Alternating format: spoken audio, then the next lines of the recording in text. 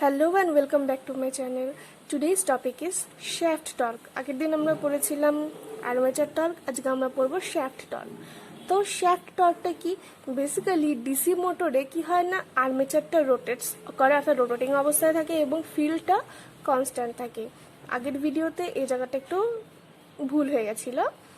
তো যখন আর্মেচারটা রোটেটস করে তখন আমরা দুটো টর্ক পাই, একটা হচ্ছে শ্যাফট টর্ক, একটা হচ্ছে আর্মেচার টর্ক। তো শ্যাফট টর্কটা কি? শ্যাফট টর্কটা এখানে একটা মোটর রয়েছে, সাপোজ এটা একটা মোটর কনসিডার করছি। তার মধ্যে কি থাকে, রডের মতো যে অংশটা যেটা রোটেট করছে এন স্পিডে, সেটা হচ্ছে শ্যাফট। কি হচ্ছে, আর্মেচারে যে আমার টর্কটা আমরা পাচ্ছি, সেই টর্কটা কি হচ্ছে না, অনেক সময় ফ্রিকশনাল লস হয় মোটরে, আমরা কি জানি যে লসেস হয়। তো কি হচ্ছে, ফ্রিকশনাল লস হচ্ছে, আয়রন লস হচ্ছে, কপার লস হচ্ছে, তো যত কিছু লস আছে সব এটার মধ্যে হচ্ছে, এবং হওয়ার ফলে কি হয় না, আর্মেচারের যে টর্কটা সেটা পুরোপুরি ইউজফুল ওয়ার্কে করা যায় না, অর্থাৎ সম্পূর্ণ রূপে আমরা এটাকে ইউজ করতে পারি না। তার কারণ কি? কারণ লস হয়।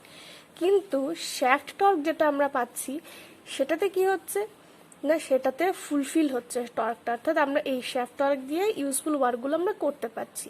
তো দেখা যাক, শ্যাফট টর্ক মিনস আউটপুট, অর্থাৎ আমরা ইনপুটে সাপ্লাই ভোল্টেজ দিচ্ছি, আমরা ইনপুট দিচ্ছি। নেক্সট আমরা যতটা ইনপুট দিব আমরা কি আউটপুটে ততটাই পাবো? নিশ্চয়ই না, লসের জন্য কিছুটা কমবে। ওকে, তো এখানে ধরা যাক আমি 240 ভোল্ট দিয়েছি, কিন্তু আমি আউটপুটে পেলাম 200 ভোল্ট। ওকে, তো আউটপুটটা কি, আমরা TSH দিয়ে আমরা শ্যাফট টর্কটা ইন্ডিকেট করছি।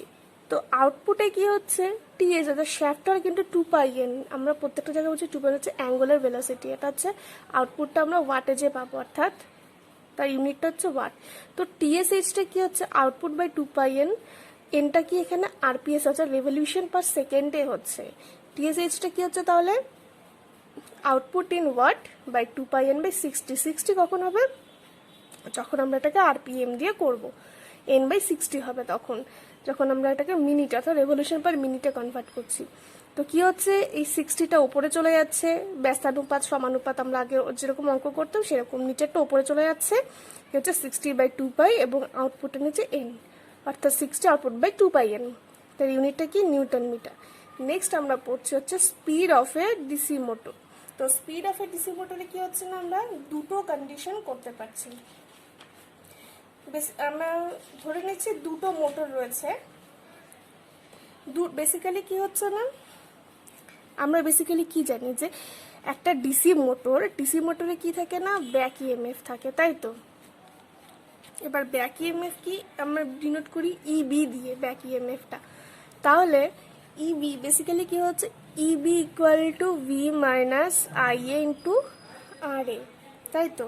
আর ইবিকে আমরা কি লিখতে পারি, phi ZN/60 into P/A, okay, equal to V minus IA R A.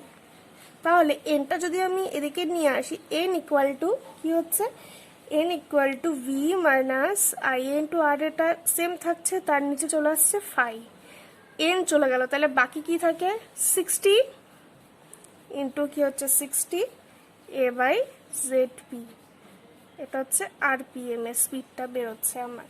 তাহলে এই পার্টটা যদি আমার কনস্ট্যান্ট হয়, এই পার্টটা অবভিয়াসলি কনস্ট্যান্ট থাকবে, তখন কি হচ্ছে, আমরা এনটা কি হচ্ছে কনস্ট্যান্ট আমরা কে দিয়ে ডিনোট করি, তাহলে ভি মাইনাস আইআরএ মানে কি ইবি, তাহলে আমরা লিখতে পারি কে ইন্টু ইবি বাই ফাই, তাহলে এনটা প্রপোর্শনাল টু ইবি বাই ফাই। তো আমরা এখানে দুটো কেস কনসিডার করতে পারি। অ্যাট ফার্স্ট কেস 1, যদি আমরা একটা মোটর ধরি, দুটো মোটর রয়েছে, তার মধ্যে ফার্স্ট কেসে কি ধরতে পারি আমি, ফর সিরিজ মোটরে কি হচ্ছে না, N1টা হচ্ছে আমার speed in first case. Next ফাই1 মানে কি, flux per pole in first. Next IA1টা কি, armature current okay, armature current. And second কেসে ফর কেস 2 কি হচ্ছে, কেস 2তে N2 φ2 IA2 এই সবগুলোই সেম যদি করি, same corresponding quantities, same quantities থাকে, তখন আমরা কি করতে পারি, ফ্রম অ্যাবভ রিলেশনে আমরা কি করতে পারি, আমরা কি জানি যে বেসিক্যালি কি থাকছে, ইবিটা সমান সমান V minus IA into R A, আর ইবিটাকে আমরা লিখতে পারি হচ্ছে Z N phi by 60 P by A লিখতে পারি। তো তাহলে কি হচ্ছে এখানে, যদি আমরা যদি আমি জেড পি বাই এ এগুলো যদি আমি কনস্ট্যান্ট ধরি, তাহলে কি হচ্ছে ইবিটা কার সাথে ইনভার্স হচ্ছে, কার সাথে প্রপোর্শনাল হচ্ছে, এন ইন্টু ফাই এর সাথে। তো আমি লিখতে পারি তো EB1 inverse proportional to N1 φ1 and EB2 proportional to N2 φ2। তাহলে সুতরাং therefore EB1 and EB2 অর্থাৎ back EMF 1 by back EMF 2 equal to N1 by N2 into φ1 by φ2। এটা হচ্ছে যদি 1 নম্বর সমীকরণ হয় বা ফার্স্ট ইকুয়েশন। নেক্সটে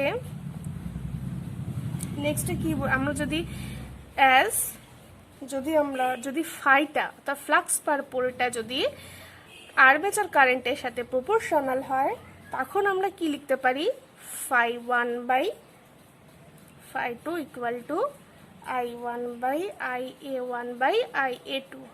সুতরাং আমার এটাই দাঁড়াচ্ছে EB1 by EB2 equal to N1 by N2 equal to φ1 by φ2 for DC series motor. Okay, and shunt মোটরের ক্ষেত্রেও ঠিক এরকমই। শান্ট মোটরের ক্ষেত্রে for shunt মোটরে আমরা বলতে পারি কোয়ান্টিটিস গুলো যদি আমি সেম অ্যাপ্লাই করি, তাহলে N2 by N1 equal to EB2 by EB1 into φ1 by φ2, or যদি φ2 equal to φ1 হয়, সুতরাং N2 by N1 equal to EB2 by EB1 অর্থাৎ সেকেন্ড মোটরের স্পিড বাই প্রথম মোটরের স্পিড ইকুয়াল টু সেকেন্ড মোটরের ব্যাক ইএমএফ বাই ফার্স্ট মোটরের back EMF. ওকে, তো এটা চলে গেল হচ্ছে আমরা মোটরের স্পিড। তো নেক্সট আমরা যেটা বলবো সেটা হচ্ছে ক্যারেক্টারিস্টিক অফ ডিসি মোটর। ওকে, তো ক্যারেক্টারিস্টিক মিন্স ক্যারেক্টারিস্টিক গ্রাফ। ওকে, আমরা গ্রাফ ক্রিয়েট করব এবং দেখব।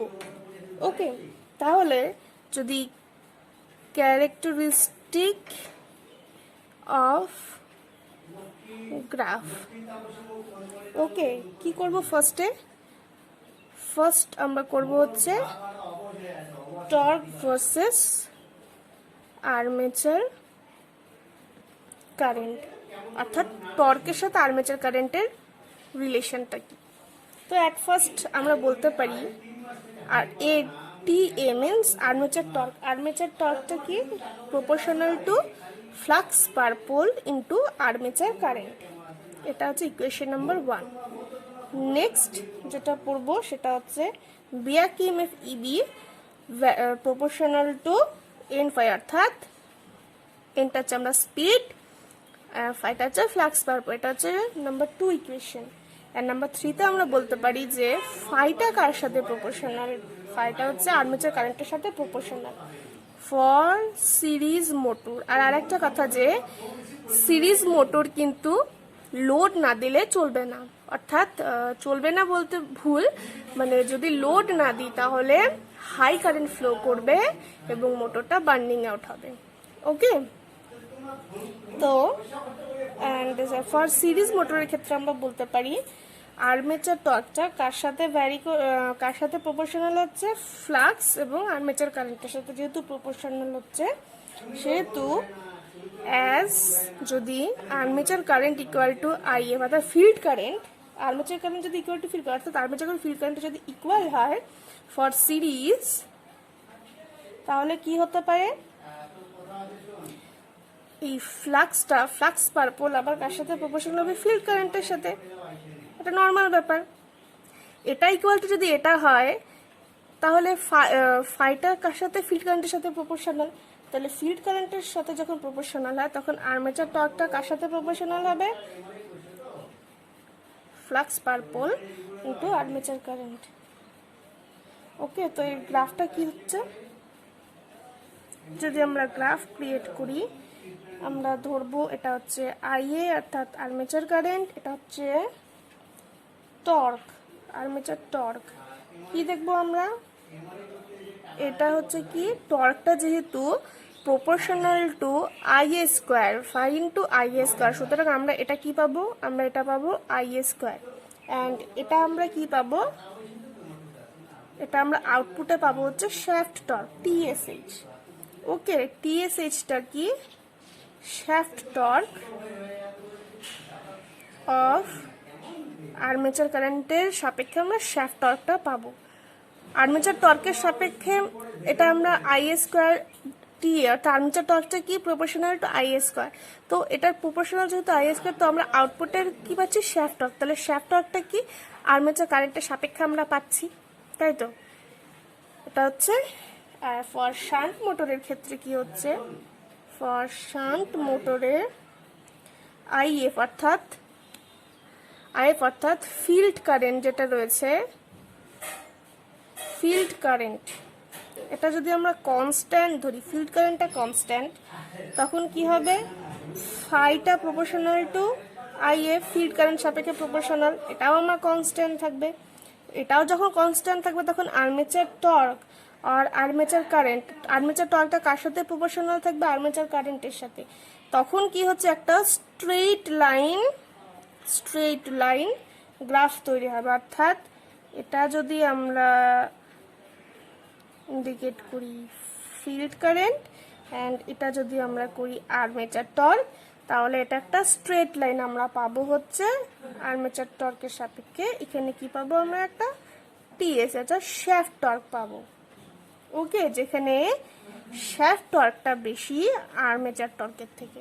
শান্ট মোটরের ক্ষেত্রে আর্মেচার টর্কের থেকে টিএস অর্থাৎ শ্যাফট টর্কটা বেশি হয়। ওকে, তো আজকের জন্য এইটুকুই।